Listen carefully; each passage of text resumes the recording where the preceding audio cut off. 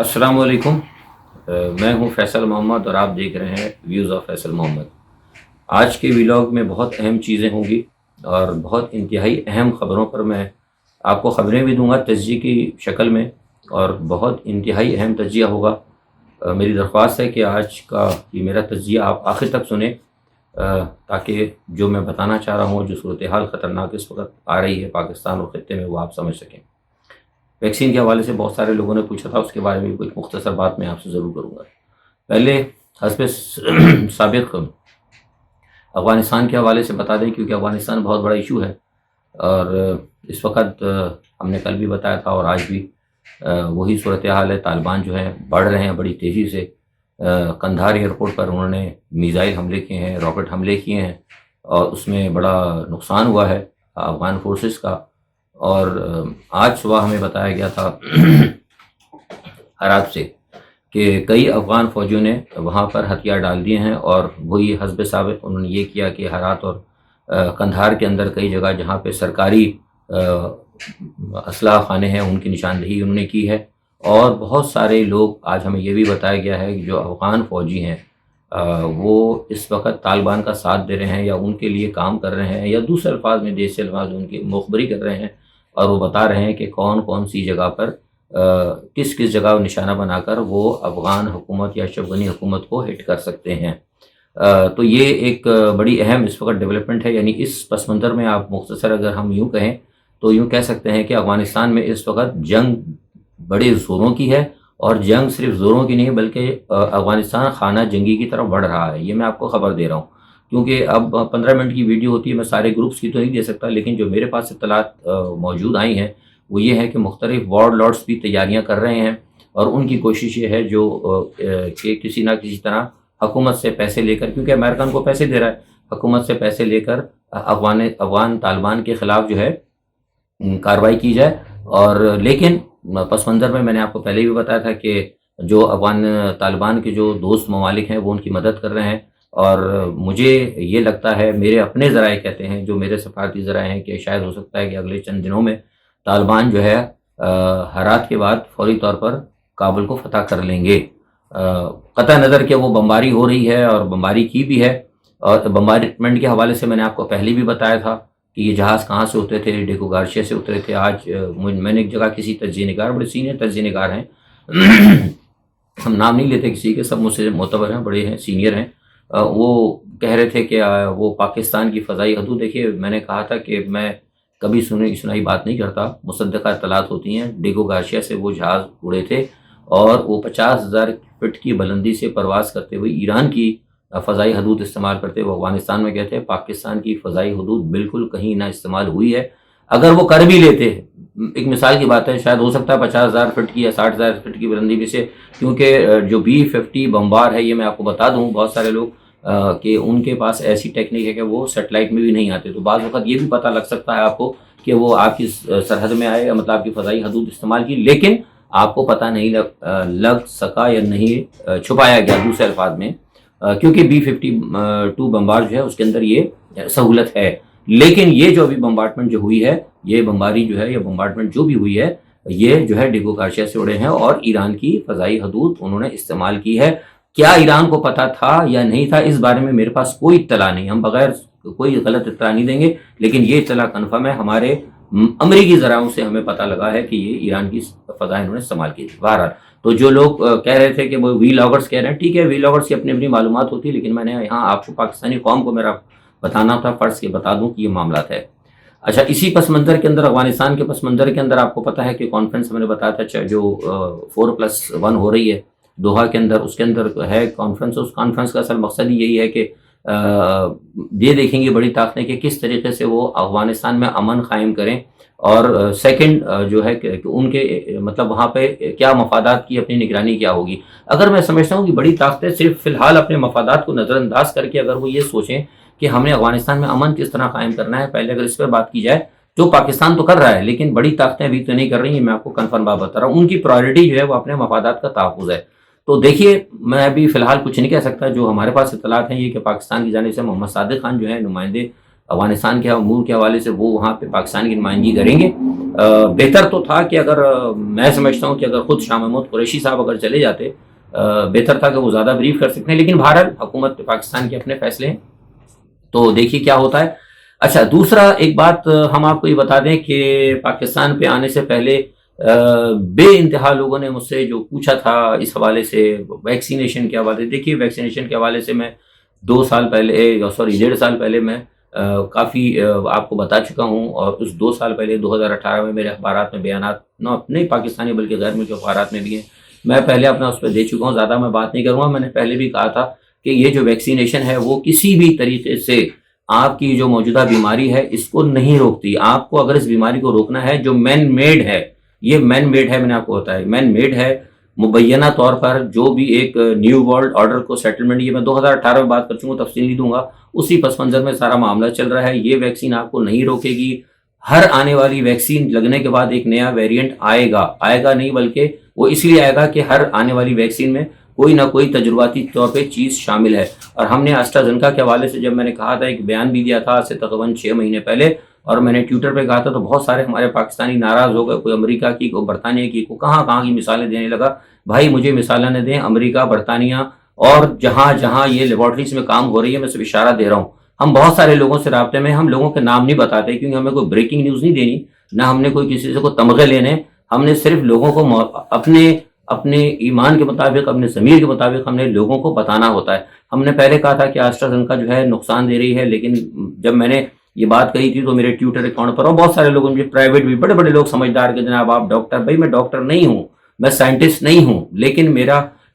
جو ایک طریقہ کار ہے، جو میرا شعبہ ہے یا جو میرا پیشہ ہے، جو میرا پروفیشن ہے، اس حوالے سے ہر دنیا کے اندر بڑے ہونے والے معاملات کے اندر کہیں نہ کہیں ہماری دخل اندازی ہوتی ہے. ڈزنٹ میٹر کہ وہ وبائی ایشو ہو، ڈزنٹ میٹر کہ وہ سفارتی ایشو ہو، ڈزنٹ میٹر کہ وہ پولیٹیکل ایشو ہو. آپ سمجھ گئے ہوں گے. تو ہم نے AstraZeneca کے حوالے سے جب یہ بات کہی تھی تو لوگوں نے کہا تھا نہیں جی بالکل ٹھیک ہے. اب کل مجھے پاکستان کے ایک بہت بڑے چینل کی طرف سے مجھے بتایا گیا کہ جناب وہ ہم جو دیکھ کے آئے ہیں وہاں پہ، انہوں نے مجھے پرفارما بھیجا کہ جناب یہ دیکھیں وہ ہم سے سائن کروا رہے ہیں کہ AstraZeneca اگر آپ لگائیں گے تو اپنے نفع اور نقصان کے آپ ذمہ دار ہوں گے. میں نے کہا میں نے تو آپ کو بہت پہلے کہی تھی یہ بات. تو انہوں نے کہا کہ بھائی میں نے کہا آپ یہ اگر خبر چلا سکتے ہیں اپنی ذمہ داری پہ تو چلا دیں آپ، لیکن آپ یہ ضرور بتا دیں کہ یہ فارم اور پرفارما سائن کرایا جا رہا ہے. یعنی اگر آپ AstraZeneca خود لگا رہے ہیں تو میں جا رہا ہوں لگانے کے لیے، ایک تو میری موبائل بند کی جا رہی ہے، موبائل سم بند کر دی جائے گی. جب میں مجبور ہو کے اپنی موبائل سم کو بچانے کی خاطر وہاں پہنچوں گا تو جا کے AstraZeneca لگانے کے لیے پہلے یہ کہوں گا کہ جناب میں اپنے معاملات کا خود ذمہ دار ہوں کیونکہ مجھے باہر جانا ہے. نہیں کس طریقے سے. تو یہ سارے معاملات جو ہے میں یہ نہیں کہتا آپ لگوائیں نہ لگوائیں آپ کی مرضی ہے، لیکن میں یہ ضرور کہوں گا کہ یہ ویکسینیشن جو ہے یہ آپ کو اس وائرس سے نہیں روکتی، اور یہ وائرس جو ہے لایا جاتا رہے گا کیونکہ یہ سارا ایک بین الاقوامی معاملہ ہے. یہ جو آگ لگی ہے، میں نے یاد ہوگا آپ کو پہلے 6 مہینے پہلے کہا تھا کہ دنیا کے اندر کئی جگہ جو آگ لگ رہی ہے بنیادی طور پر یہ آگ لگ نہیں رہی، یہ بھی مبینہ ایک سازش ہے. یہ اس لیے سازش کی جا رہی ہے تاکہ میں نے آپ کو کہا تھا کہ پہلے ویکسینیشن آئے گی، وبائیں آئیں گی، وباؤں کے بعد جو ہے پھر آپ کو قحط پیدا کیا جائے گا. وہ قحط کیسا پیدا ہوگا؟ وہ قحط اسی طرح پیدا ہوگا کہ سارے انوائرمنٹل کو گڑبڑ کیا جائے گا. ساری دنیا میں ہارڈ ٹیکنالوجی کے ذریعے بارشیں کی جا رہی ہیں، ہارڈ ٹیکنالوجی کے ذریعے گلیشیئر کو پگھلایا جا رہا ہے. لوگ سمجھتے ہیں وہاں پر امریکہ کے اندر لوگ، بس پاکستان میں دیکھ کے بعض وقت ہنستا ہوں لوگوں کی، ایون کئی جگہ کہ جناب وہ ماحولیاتی کانفرنس ہوئی اور اس کے اندر بڑی باتیں کی گئیں اور بڑا انیشیٹو لیا گیا. ٹھیک ہے، پاکستان کا جہاں تک مسئلہ ہے، پاکستان عمران خان کام کر رہے ہیں، وہ اپنے ماحولیات کی دوستی کے لیے کام کر رہے ہیں، لیکن جو بڑی طاقتیں ہیں، جو UNO ہے اور جو FATF ہے، جو ان کا تو ایجنڈا کچھ اور ہے، وہ تو ساری دنیا کو کہیں اور لے کے چلے جا رہے ہیں. تو بنیادی طور پر کہنے کا مقصد یہ ہے کہ یہ جو سارے معاملات ہو رہے ہیں، میں نے ترکی کے حوالے سے میں نے فوراً ہی آپ کو بتا دیا جس دن یہ معاملہ ہوا تھا، ہمارے جو انقرہ کے اندر ذرائع ہیں انہوں نے بتا دیا تھا کہ اس کے اندر ان کو یہ تخریب کاری لگتی ہے، اور کل آپ نے دیکھ لیا کہ ہماری بات کی تصدیق جو ہے اردوغان نے کر دی ہے. تو یہ سارے کے سارے معاملات جتنے بھی ہو رہے ہیں اس میں کہیں نہ کہیں مبینہ طور پر یہ عالمی شیطانی قوتیں اور جو ہیں اس وقت متحرک ہیں. اور یہ میں آپ کو بتا دوں کہ ساری دنیا میں یہ شیطانی قوتیں صرف یہ کام نہیں کر رہی ہیں، یہ ساری دنیا کے اندر جہاں جہاں علیحدگی پسند، یہ آپ کو میں بہت بڑی خبر دے رہا ہوں، یہ آپ نوٹ کر لیں آج کے دن و تاریخ، جہاں جہاں دنیا میں علیحدگی پسند تنظیمیں ہیں، جہاں جہاں دنیا کے اندر جو جنگجو تنظیمیں ہیں ان کو بھی پس پردہ امداد دی جا رہی ہے تاکہ وہ انریسٹ پیدا کریں. ڈزنٹ میٹر، یہاں میں پاکستان کی بات نہیں کر رہا، پاکستان میں بھی ہوگا، آپ کو انڈیا میں بھی ہوگا، آپ کو ترکی میں بھی نظر آئے گا، میزورام، ادھر ادھر سب جگہ آپ دیکھیں گے TTP، کہیں نہ کہیں آپ کو انریسٹ نظر آئے گا. اور یہ انریسٹ اس طرح نہیں ہو رہا بلکہ انریسٹ کیا جا رہا ہے. تو یہ ساری باتیں میں نے اس لیے آپ سے کہا تھا کہ میری آج کی جو ہے اس کو آپ سمجھنے کی کوشش کریں. یہ جو سارا انوائرمنٹ خراب ہو رہا ہے, ماحولیاتی تبدیلی ہو رہی ہے, لوگ کہہ رہے ہیں جی موسم تبدیل ہو رہا ہے. بھائی موسم کیسے تبدیل ہو رہا ہے؟ اللہ تعالیٰ خدا تعالیٰ نے اس دنیا کو بنایا تھا, کیا نعوذ باللہ من ذالک, اللہ معاف کرے, کفر والی بات ہوئی, کیا اس کو نہیں پتا تھا کہ یہ سارے موسم تبدیل ہوں گے؟ کون تبدیل کر رہا ہے؟ یہ تبدیلیاں اللہ تعالیٰ جو ہے کبھی بھی انسان کے اوپر یا انسانیت کے اوپر اللہ تعالیٰ کبھی زیادتی نہیں کرتا. انسان زیادتیاں جو کرتی ہیں, جو ہماری مشکلات آتی ہیں, وہ ہمارے اپنے عوامل اور اپنے کردار کی وجہ سے آتی ہیں. یہ جتنے معاملات ہو رہے ہیں, نیوکلیئر ہتھیاروں کے تجربات ہیں, یہ سارے معاملات ہیں, یہ تمام چیزیں جو ہیں یہ اس وقت دنیا کے اندر, جسے میں کہتا ہوں کہ ہم بہت سے لوگوں نے کہا بھی, میں کہتا ہوں نا کہ ہم آ چکے ہیں اس وقت دور کے اندر, فتنے کے دور میں. تو یہ بیسیکلی تمام فتنے ہیں اور دجالی معاملات ہیں جو آپ چل رہے ہیں, جو اسلام کو یا دین کو, جن کے اوپر تھوڑی بھی اگر جن کی ہسٹری, اسلامک ہسٹری پہ یا حدیث مبارکہ صلی اللہ علیہ وآلہ وسلم کے اوپر جن کی دسترس ہے, اور جو قرآن کو پڑھتے ہیں, وہ میری اس بات کو سمجھ جائیں گے. یہاں ایک اہم ایشو تھا, یہ میں نے آپ کو دے دیا. اب میں آپ کو آتا ہوں پاکستان کی طرف اور بھارت کی طرف. انتہائی اہم چیزیں میں آپ کو بتانے لگا ہوں. پاکستان کے حوالے سے میں آپ کو بتا دوں, ہم نے آپ کو پہلے کہا تھا کہ کشمیر کے اندر جو ہے پی ٹی آئی, ایک مہینے پہلے جب انتخابات نہیں ہوئے تھے تو ہم نے بتا دیا تھا. اس کی وجہ میں نے آپ کو بتا دی تھی کہ وہاں کے کشمیر کے لوگ جو ہیں وہ مسلم لیگ نواز اور پیپلز پارٹی کو ریجیکٹ کر چکے ہیں. وہ اس مرتبہ پی ٹی آئی کو ضرور موقع دیں گے, اور پی ٹی آئی کو موقع انہوں نے دیا. ٹھیک ہے جی. اور اب ہمارے پاس جو اطلاعات ہیں, میں نے آج سے 5 دن پہلے کہہ دی تھی بات, کہ میرے پاس جو اطلاعات ہے, جو میرے ذرائع کہتے ہیں کہ آزاد کشمیر کا جو صدر جو ہے سردار تنویر الیاس ہیں یا الیاس تنویر ہے, مجھے اس وقت نام صحیح نہیں پتا, جو ہمارے جو ہے وہاں پہ دوست, اور جو میرا تجزیہ بھی ہے, مجھے لگتا ہے کہ وہ شاید ہو سکتا ہے آزاد کشمیر کے وزیر اعظم بن جائیں گے. اس کے بعد میں نے پہلے بھی کہا تھا اور ابھی بھی میں کہہ رہا ہوں, یہ میرا تجزیہ ہے, ہو سکتا ہے غلط ہو, لیکن بہرحال ابھی تک میں آج تک اس پہ قائم ہوں. بہرحال فیصلہ کرنے میں تو آپ کو پتا ہے کہ عمران خان کے پاس کلی اختیار ہے. اچھا, چین بھارت کے حوالے سے بھی بتا دیتا ہوں میں, کب چین بھارت جو ہے سرحدی تنازع جو ہے شدت اختیار کر رہا ہے, اور دوبارہ جو ہے ہاٹ لائن پہ ان کی بات ہوئی ہے. لیکن جیسے کہ ابھی میں نے 1 منٹ پہلے آپ کو کہا تھا کہ یہ معاملہ شاید نہیں ہوگا, کہیں یہ نتیجے پہ نہیں پہنچے گا, یہ سب ارریلیونٹ ہے. اس کی وجہ یہ ہے کہ جو نہ ختم ہونے والی جنگیں, جس کے بارے میں نے کہا تھا کہ 2021 کے اندر بہت سارے معاملات, بڑی جنگیں, بڑے معاملات, بڑی آگیں, بڑی تباہیاں, یہ سب چیزیں جو ہیں جو لائی جائیں گی, وہ یہ سارا پس منظر اسی کا ہے. تو مجھے لگتا ہے کہ کہیں نہ کہیں معاملہ جو ہاٹ لائن پہ رابطہ ہو رہا ہے, ٹھیک ہے ڈپلومیسی کے اندر آپ کو نظر آتا ہے, لیکن یہ معاملہ کہیں, میں نے پہلے بھی کہا تھا, یہ نہیں پہنچے گا امن امان تک, اور کہیں نہ کہیں بھارت اور چین کا ٹکراؤ ہونا ضروری ہے. اچھا, اب آ جاتے ہیں بھارت اور پاکستان کے خلاف بہت یہ بھی اہم معاملہ ہے. دیکھیے کل جو ہے بھارت نے سلامتی کونسل کے صدر کی سیٹ سنبھال لی ہے. ٹھیک ہے, اور میں اس چیز کے اوپر میں نے آپ کو پہلے کہا تھا کہ میرے معاملات سفارتی حوالے سے ہوتے ہیں, اور جو ہمیں اطلاعات پتہ لگی, ہم نے پوری اس وقت سید اکبر الدین کے اوپر میں نے نظر رکھی ہوئی ہے. اب سے نہیں بلکہ گزشتہ 1 ہفتے 15 دن پہلے سے, کیونکہ ہمیں پتا تھا کہ بھارت نے سلامتی کونسل کی سیٹ سنبھالنی ہے, اور بھارت نے سلامتی سیٹ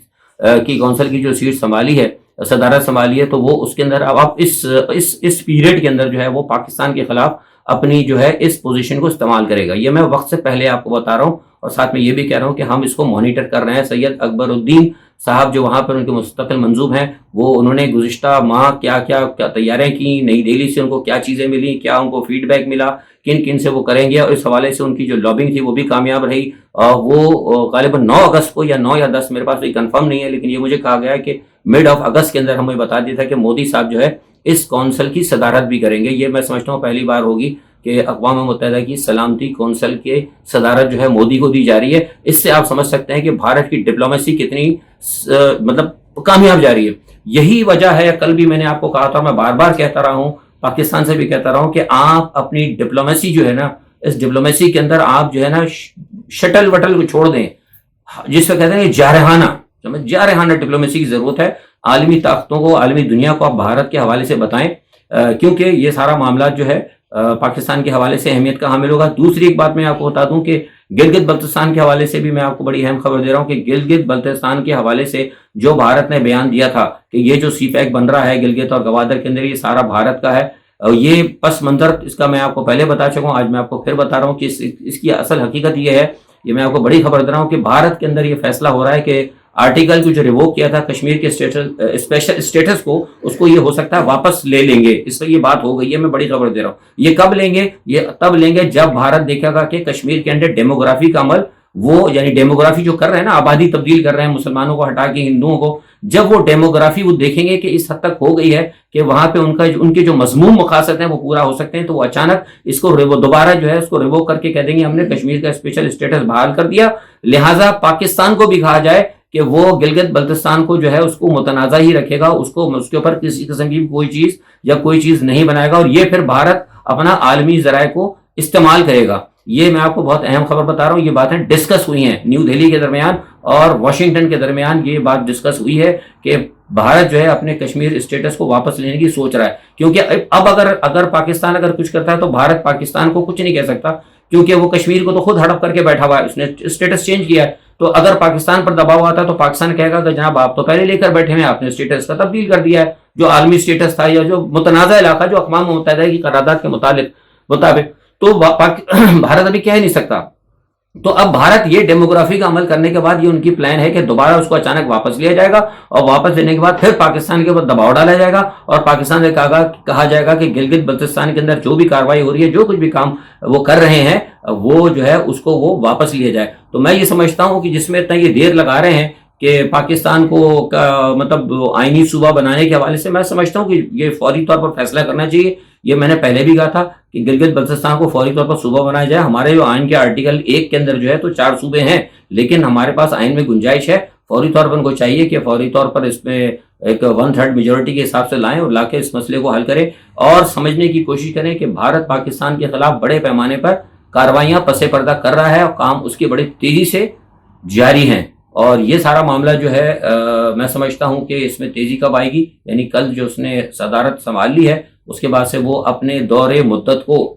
صرف اور صرف کس کے خلاف استعمال کرے گا؟ پاکستان کے خلاف۔ آج کے لیے اتنا ہی، انشاءاللہ کل پھر دوبارہ آپ سے ملاقات ہوگی، تب تک کے لیے اپنا بہت خیال رکھیے، اللہ حافظ۔